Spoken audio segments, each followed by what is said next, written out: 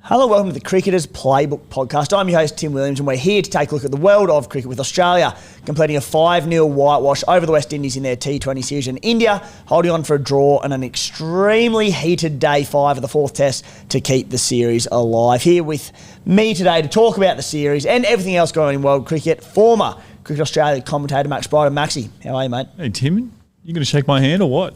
Not a chance. Yeah, fair enough. I wouldn't do it in any circumstance, Maxie. Oh, mate, what a ridiculous week of cricket we've had.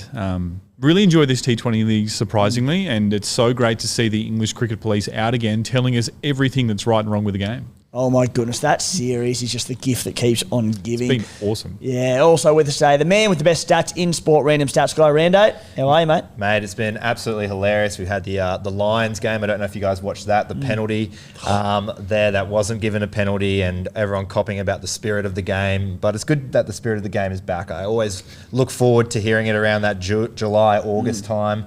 I love that we're talking about the spirit of the game. And if anyone was going to take a draw and shake hands, I don't know who would. I would always go for the ton, for sure. Like, am I going to remember the game for just walking off as a draw, or am I going to remember it for possibly hitting a ton? The spirit of the game comes into question every time the English cricket team take to the field. 100%. And it's great for content for us. Literally. Yeah. Beautiful, and we love it. And it also gives like Aussies just some bait and stuff to play with come Ashes time. So we can have heaps this time around, just quietly. Guys, heaps to get through today. On today's show, Australia versus West Indies. David Green, they exploded in that series, as did Mitch Owen, who put his name in headlights on the international stage. England v India recap. As you mentioned, boys, the tempers flared there as India declined Ben Stokes' handshake offer to end the test prematurely with any potential for a result gone. And then the Aussies in action. Jake Weatherald putting his hand up for the Ashes with his stunning form continuing for Australia A. Plenty to get through there as well. But let's get into the Australia v West Indies, I should say, series recap. It finished only a couple of hours ago, a 5-0 series whitewash against the West Indies. It was a 3-0 test series whitewash, 5-0 in the T20s. Maxi, huge on both ends because, yes, it was very one-sided, but for the Australian too, T20, not our strongest format across the three. The West Indies, it is where they prioritise their cricket and have for a long time now. To be done 5-0 at home, what do you make of this series? I think you touched on the key point there. It's taken the Aussies a really long time to figure out T20 cricket. Like, I can remember a World Cup, not even 10 years ago, where the Australians took Peter Neville as their wicketkeeper despite his strike rate being about like 108, just because he had the best gloves, right? This isn't a format that we've naturally thrived, but I thought this series is significant for what it showed about the systems that are helping to unearth this next generation of Aussie cricketers who could come in and win us a World Cup. One of the most difficult jobs and one of the most important jobs in T20 cricket is this idea of death batters, the guy who can come in, finish the job, put the little sprinkles on top and either lift you to victory in a chase or set up a total in the first innings that is insurmountable. It's been somewhere that other countries have traditionally thrived a lot better than the Aussies because we've only ever had Glenn Maxwell who can do that job. It's been really difficult to find these guys through the Big Bash. But in this series alone, we've had Tim David come in at number 5 and get a ton, a quick ton as well. It might have been the quickest ever by an Australian. We've had Mitch Owen come in and ice a number of games, coming in at number 6. This is a guy who only has been playing good enough cricket to make the Australian team for about less than 6 months. And he's done that all as an opener for his state as well. So that's a difficult transition. And we've had the likes of Cooper Connolly come in, Cameron Green at number 4. So many guys are coming out of this series with their reputations enhanced for their ability to finish the game with the bat. So I thought the batters really stood up. The bowlers as well. We know that when it comes to the crunch time, the big 3 bowlers in Cummins, Stark and Hazelwood, they're probably going to be there in this T20 side.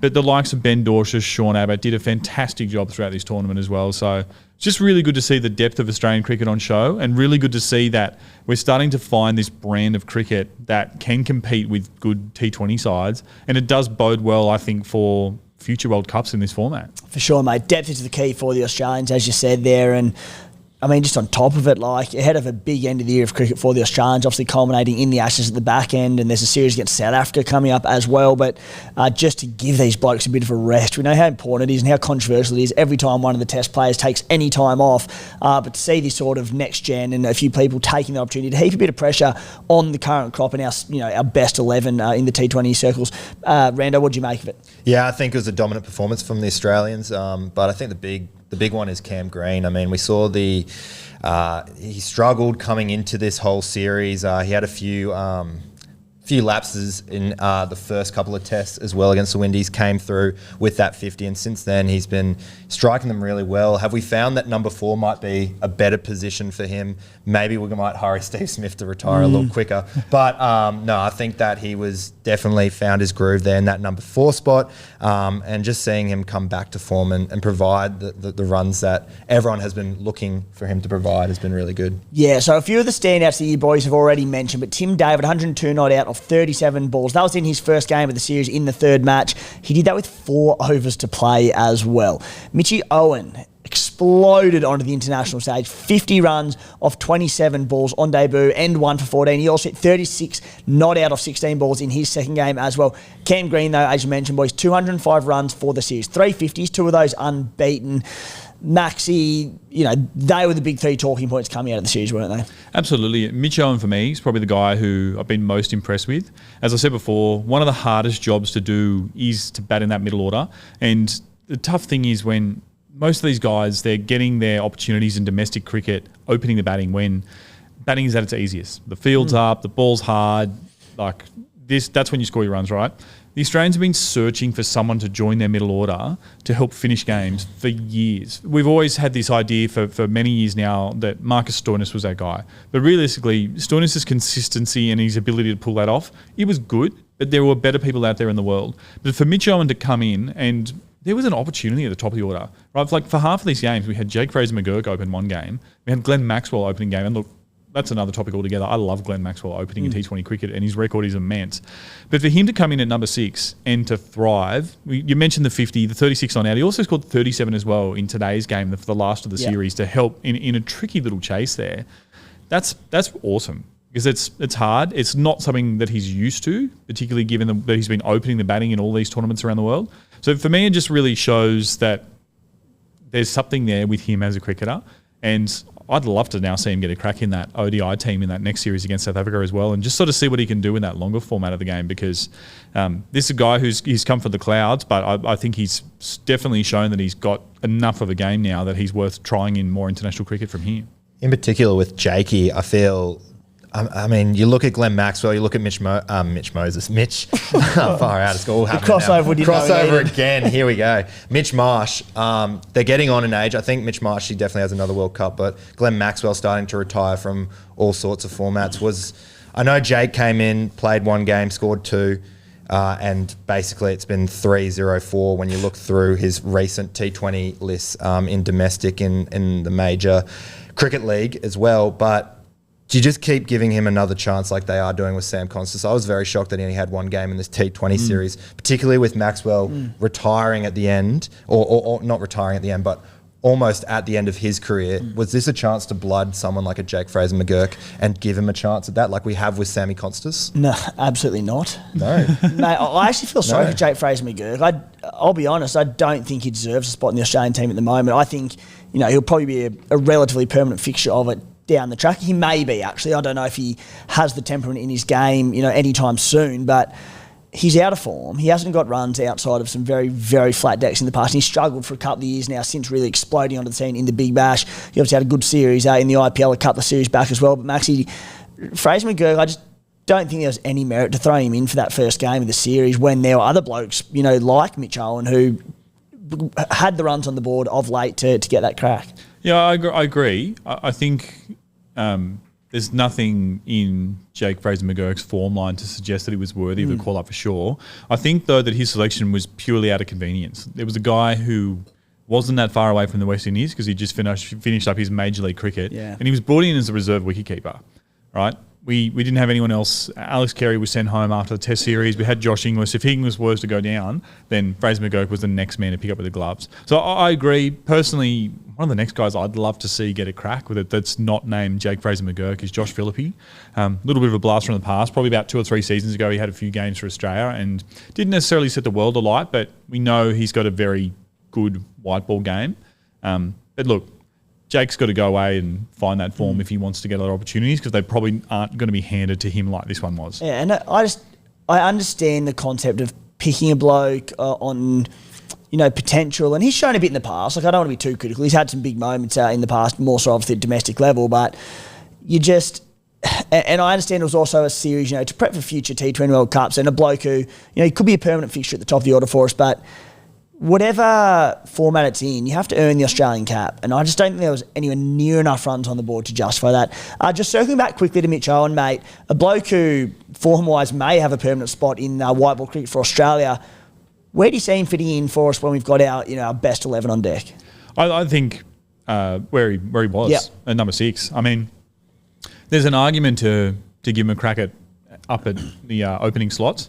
One of the obvious transitions that happens when you move to international T20 cricket versus the Big Bash is you get a 6-over power play, not a 4-over power play, which means a guy like him would get 36 cracks to just hit him over the fence with the fielder, which is absolutely frightening when you see his power.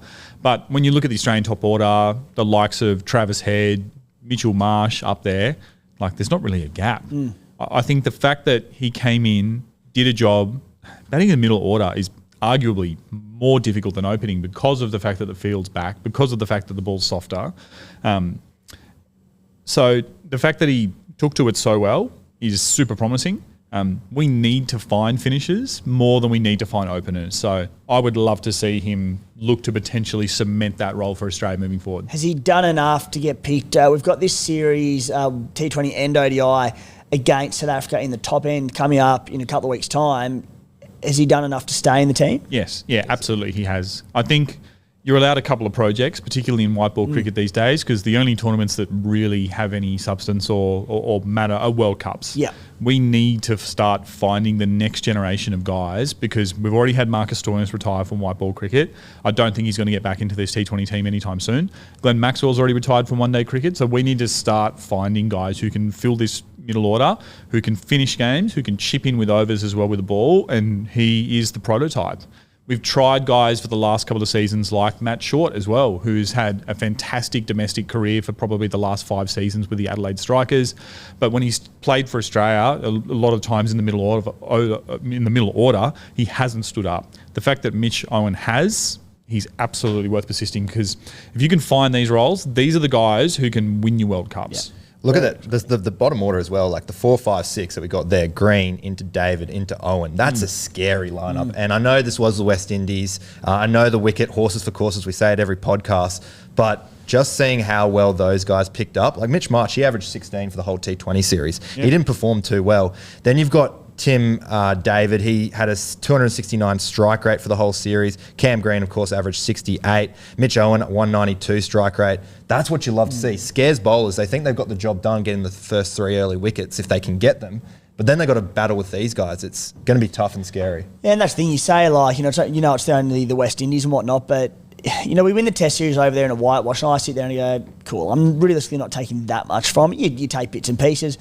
This is their game, T20. Yes. So I do. This is a great victory for Australia to whitewash them over there. So plenty to take from it. Boys, let's move on to Jake Weatherald. Speaking of the top end, Australia A against Sri Lanka A. The 30-year-old opening bat. Weatherald 183 against Sri Lanka A in that unofficial test match in Darwin. He brought the century up off 146 deliveries. He hit a half century in the first day 4 clash as well. There was only 2 knocks. Worth noting, I will say, though, and preface this by saying that they were on absolute roads. Didn't get to a third innings in that second unofficial test. Sri Lanka used 9 bowlers in that game, all a minimum of 4 overs each. Weatherald was the top Shield run scorer last season playing for Tasmania. 906 runs at 50.33 as an opener. His last 4 knocks in the Shield season earlier this year were 9, 145, 55 and 71. We look at the incumbent Australian opener in Sam Constas over in the West Indies. You know that he had 50 runs for just an 8.33 average. Maxie, Jakey Weatherald from the Clouds. Well, I don't think it is from the Clouds because I think that this is a guy who's had as much potential as anyone in Australian cricket for a really long time. I was lucky enough to commentate his first-class debut when he played at Coffs Harbour against New South Wales back at the start of the 2016, so the end of the 2015-16 season. And he's a guy who came in and played had a very promising prospect right from the start. I think Jake's career has been fluctuated by really high peaks, probably the most famous being that century in the Big Bash final for the Adelaide Strikers when they defeated the Hobart Hurricanes and brought the Strikers their first ever title, and some troughs, some really poor form, some time away from the game and movement between states. He's a Northern Territory product who was with South Australia Cricket, took some time away and has revitalised his career down with Tasmania. Even in the last couple of years, the last 2 seasons particularly, down at Tassie 2 seasons ago, he had an amazing year. He asked them for a release from his contract to move back to South Australia, citing a little bit of homesickness, and they denied it. And you think 9 times out of 10, on compassionate grounds, states are going to release that player. But they saw his potential and they said, mate, we can get more out of you. And of course, we know what happened. Opened the batting throughout the Shield season, topped the run scoring list, plenty of tons. The thing that I love about him as well is he does it at a good clip. You see a lot of these openers, you see a lot of these bulk run scorers in Sheffield Shield cricket and their strike rates. They're averaging 50 to 60. This guy strikes at 70, which moves the scoreboard along. I think it's an underrated fact of David Warner that we're missing is just how quickly he was able to move the scoreboard along to just release the pressure off the other batters and allow them to just go about their job without that as a factor. And we've got a guy there who can potentially do that job. I say cricket's all about timing, and it doesn't get any better as an opener in Australia right now to be scoring tons and putting your name further up in lights. So does he have the potential to play Test cricket? Absolutely he does, because he's been doing this for longer than you realise. I'm a huge fan, and I wouldn't be disappointed if he was named in that Australian squad for the Ashes. And 30 years old, it's a good experienced age, isn't it, where you go, all right, if they want to give him a start in the Ashes and put a bit of additional time into him for the future. We saw Michael Hussey debut late and become one of our greatest cricketers of all time, and perhaps he's the exception to the rule, but Jake Weatherald, there's plenty of good cricket left in him if he can do it. On a scale of 1 to 10 in terms of that essentially vacant opening spot for the Ashes, Maxi, 1 being he's not in the conversation, 10 being he is our opener for the first test. Where would you sit on a 1 to 10, Jake Weatherald? I'd probably give him like a 7 or an 8. I mean, I feel that in the last month, as we spoke about last episode with Sam Constas, the door is wide open now for at least one opener.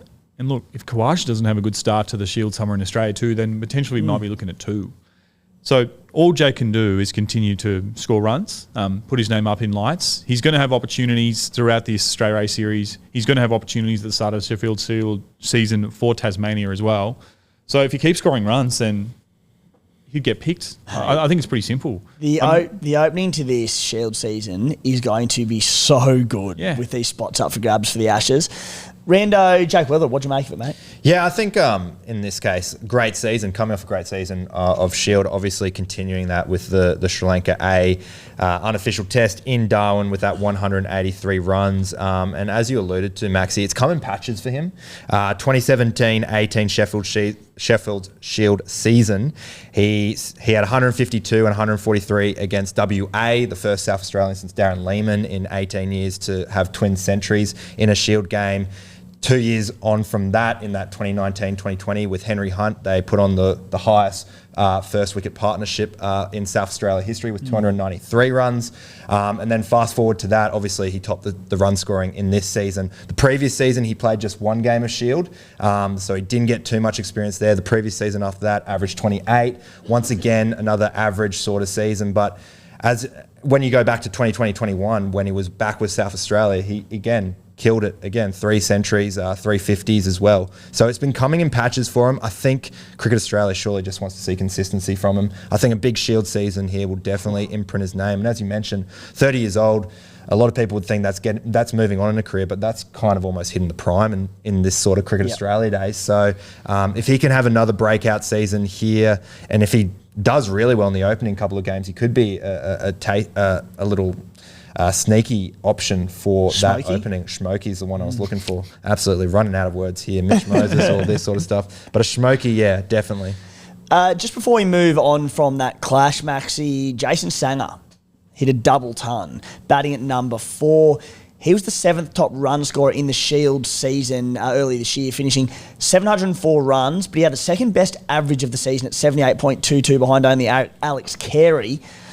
Sanger, good start to the season. Does he come into the frame? I think he's probably one of those guys who's going to be in line for a middle order role down the line, potentially when there's a couple of retirements.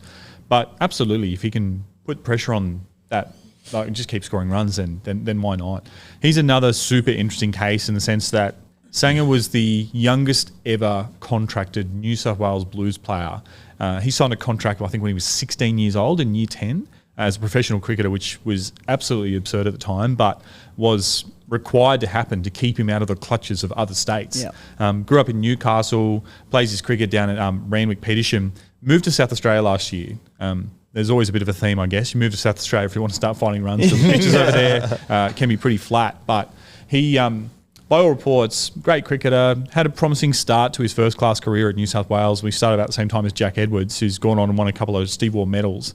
But I think the pressure of the New South Wales bubble, the pressure of expectation of being the prodigal son, the next big batter, probably didn't suit his game, and he didn't necessarily get the results that he wanted. But this is a guy who, coming through, has had as much potential as any cricketer, as identified by people who were prepared to pay him money to play the game at the age of 16. So in some ways, it's not shocking to see him start to thrive, and it is now an opportunity for him to continue to find some consistency, see if he can stack together a couple of years, and absolutely he could be in the conversation for a future Australian Test spot. I probably would love to see another season of it, just to prove its skill and not just a little bit of good form.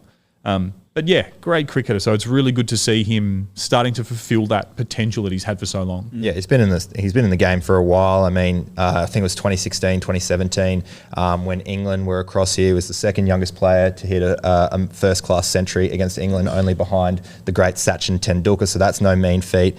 But as you mentioned, the consistency is the key. Like, he had those sports of brilliance, and even in this series, he's went 50, 10, 79 not out, duck, 202. So he's scoring 50s, every second game in that series, which is pretty good and what we want to see. But once again, we just need to see that for a little bit longer. Yeah, exciting times coming to the Aussie summer, and of course that Ashes series at the back end of the year.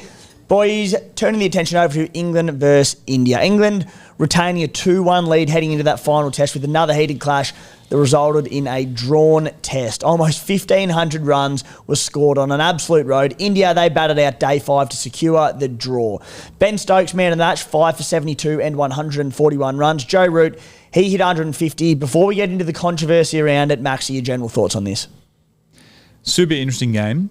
Quite predictable that England produce a deck like this when they want draws, so that there's no hope of losing.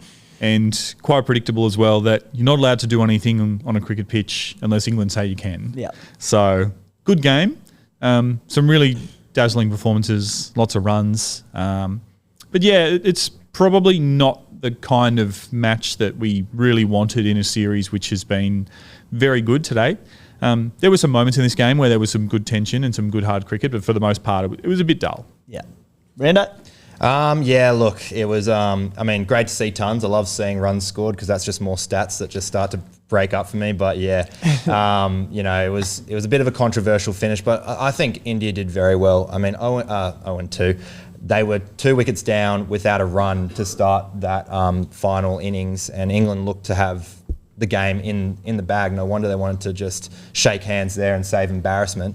But I think India did the right thing. They just kept batting. It's a bit of a coward move. We'd be saying that if that wasn't the case. But yeah, I thought another great test, and this test series has just been continuing to provide narrative after narrative after narrative, and you can't love it. You can't not love it, sorry. So yeah, it's been great. All right, let's talk about that controversy out of it. India declining Ben Stokes' handshake off to end the test prematurely with any potential for a result gone on day 5. They instead opted to continue batting to allow Jadeja and Washington Sundar to secure their centuries. Washington's first. Both were in their 90s at the time of the offer. Things got heated. Harry Brook and Ben Stokes are at the forefront of it, unsurprisingly. Stokes to Jadeja. You want to get a test 100 against Harry Brook? If you wanted to score a century, you should have batted like you wanted to get it. And as summarised by an article on Fox Sports, Stokes, irked by the opposition's milestone hunting, threw the Duke's ball towards Brook, who in an act of protest produced an assortment of comically poor deliveries, including a low full toss that delicately sailed towards Jadeja at 59 kilometres per hour.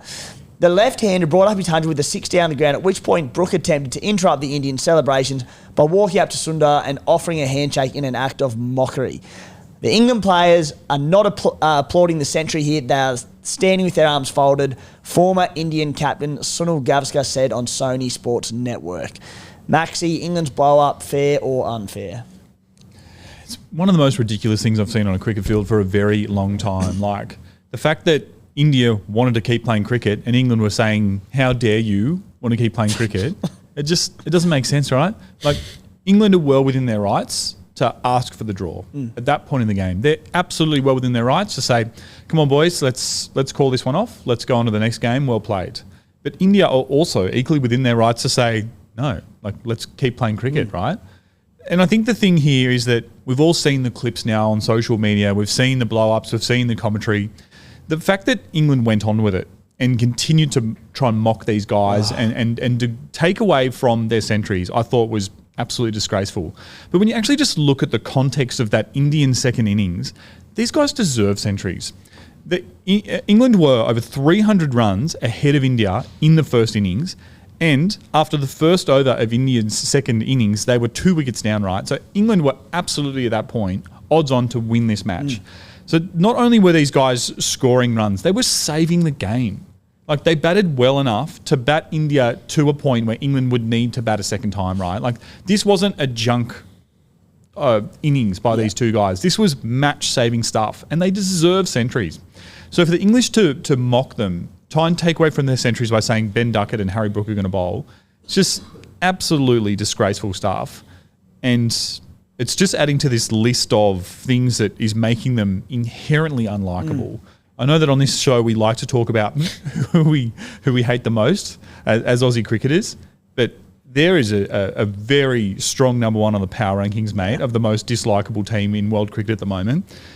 The self-righteousness is out of control. And that's it, mate. Like, there are so many factors in it. As you said, like, what about the thousands and thousands of paying, in particular, Indian fans at this test match that want to see Washington Sundar, who, as you said, absolutely earned every bit of that century, get his maiden test century, and then to pull it up a handful of runs short because, Pommies were done with it, time to move on. Rando, fair or unfair? Oh, mate, it's lose-lose for India here. If they walk off, once again, they get the coward status. If they walk off as well, I'm sure the England media will just blame India for ruining the money of everyone who showed up at that ground and ripping everyone off. So I just don't get where they win with this whole situation. I think, fair enough. It's in the laws of the game. It's in the spirit of the game to walk up and shake hands for a draw. But if the other team doesn't want it, then keep playing cricket. Don't make a big scene about it and go, oh my God, they're still playing cricket. Like, bloody 5-year-old stuff, isn't it? Like, honestly, and as a stats man, I would love just to keep hitting away, try and score a ton, build up my numbers, because, that's what you want. That's what you want to see. Harry Brook throwing 57, 59 whenever it was K delivery to me. Thank you. I'd be taking every one of those. Oh, 100%. Maybe almost forcing that England to come back out to bat. Yeah, keep going. Anyway, guys, let us know in the comment section if you're on YouTube or Spotify, Apple, wherever it is. Give us your thoughts on the social media post. Fair or unfair? You might have seen it a little bit differently to us. Probably depends where you're born. Guys, part 2 of the show, the World Team of the Week, looking at the best individual performances in world cricket, casting eye to the Aussies around the world, and then, of course, the international scores as well from outside just the Australians. But Maxi, we'll start with you with the Aussies in action. Yeah, so a number of these performances are coming from the recently concluded West Indies versus Australia T20I series. We'll start at the top with Tim David, 102 not out off 37 deliveries, the fastest ever T20 international century by an Australian. Josh Inglis as well, his best was a 78 not out off 33 deliveries. Tell you what, that was in a chase and there was a lot of time left in there for him to get his century, which would have been, I think, his third in international T20 cricket. He is such an underrated aspect of this Australian white ball setup. It's so exciting to see him dominating. And you look at that top stage. 5 list for fastest T20 hundreds by an Australian. He features there twice. Yeah. Tim David beat his previous record. So, And what were they both albeit it was overseas as well? Like, this this against guy's Scotland, one of the great T20 teams as well. I think the other one was against India, so that one's go. got to count for a fair bit, particularly to his IPL pay packet. To a couple of guys doing really well in county cricket as well. Dan Hughes, 75 off 43 for Sussex, and Chris Green, the New South Wales off spinner, has just scored his second first-class century of his career back to back. He scored 160 for Lancashire versus Gloucestershire as well to go with his 4 wickets for the game. So Greenie is seeing them very well at the moment. Next week's topic, does he open for Australia? Have we found our Have we opener? found Chris him? Green. Wrong Green. Good to see from Greenie. Rando, the world of cricket outside Australia, who are the best performers? Plenty of English-India players here, of course. We've had England and India play their test series. We've had a bunch of minnows play as well, Scotland, Samoa, but I won't bore too much into that. Sorry to all our Scottish and Samoan T20 fans as well. I know. New Zealand, South Africa have been going on with Zimbabwe in a tri-series, but not too many standout performances here. So we'll quickly knock off the top 5. We'll start in domestic cricket. Jordan Cox, 139 off 60 balls, a 47 ball ton. It was a great chase there from him for Essex. Back to the international stage, Shubman Gill, 107 for India in that second innings. Then we had Joe Root, 150 not out. Takes over Ricky Ponting. Ricky Ponting was in the commentary box calling him go past his score. A very humble Ricky Ponting calling that too. Punter would have been burning inside. Burning inside, but you could see him burning inside, but he was very nice about it. He was very nice about it. Then we had some all-round performances. Ravi Jadeja, 4 for 143. He also had 107. And Ben Stokes, I think, was the player of the match eventually. 141 into 5 for 72 in that first innings with the ball. I understand that, different surfaces, different conditions and all that, but Jadeja not getting picked for a handful of those tests against Australia. It's not hindsight. I couldn't believe they didn't do it at the time. And I know I didn't fit their playing 11 in that series, but he is so good. Yeah, he's a gun. Does it in all 3 facets of the game.